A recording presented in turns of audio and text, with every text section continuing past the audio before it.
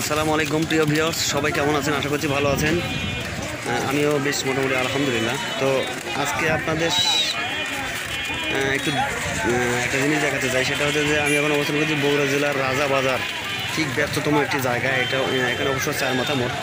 এখান থেকে এখানে ঢোকা যায় অবশ্য থানা মোড় থেকে এবং সাতমাথা থেকে এবং রানা প্লাজার দিক থেকে নবাববাড়ি এবং চেলোপাড়া, গাবতলী থানা এবং সারেকান্দি থানা সহ বিভিন্ন ধরনের লোকজন একই রাস্তায় ঢোকে। যদি দেখেন এইরকম একটা রাস্তা, ময়লা কি কোন ধরনের দেখা যাচ্ছে। তো শুধু ময়লা না, এখানকার যানজটের সৃষ্টি হয়। এটার বিশেষ কারণ হচ্ছে যে আপনার অবৈধভাবে গাড়ি পার্কিং এবং অবৈধভাবে ফুটপাত দখল করে। দেখেন আমরা দেখতে পাচ্ছি যে চলাফেরা করতেছে লোকজন কোন দিক দিয়ে। তো আসলে এখানে ময়লা অনেক সময় দুর্গন্ধ লেগে থাকে।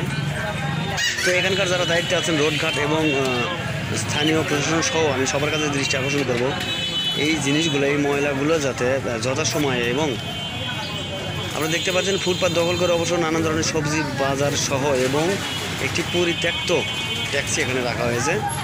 দেখেন আপনি মানুষ হেঁটে যাওয়ার মতো একটা পরিস্থিতি এখানে অবশ্য নেই। তো এটার বিশেষ কারণ হচ্ছে যে আপনার এই অবৈধভাবে যে গাড়িগুলো রেখেছে এখানে, এই গাড়িগুলো। তো আমি এখানকার স্থানীয় যারা প্রতিনিধি আছে, আমি এনাদের কাছে বিনীতভাবে অনুরোধ করব, অন্তত আমাদের সাধারণ জনগণের দুর্ভোগ না বাড়াতে যদি চান আপনারা, তাহলে এই জিনিসগুলো তাৎক্ষণিক যাতে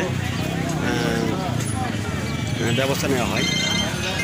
তো আপনারা সাধারণ এখানে অবশ্য ঠিক 3-24 ঘন্টা, কিন্তু 24 ঘন্টার মধ্যে মনে হয় যে 20 ঘন্টায় এখানে বাজার চলে। এইরকম যানজট। তো এইরকম যানজটের মধ্যে দিয়ে, এইরকম অবস্থার মধ্যে দিয়েই আমরা বাজার করি। আপনারা দেখতে পাচ্ছেন অবশ্য গেট, ফত্তালি বাজারের গেট। তো সবাই ভালো থাকবেন। ভিডিওটি ভালো লাগলে অবশ্যই শেয়ার করবেন। আল্লাহ হাফেজ।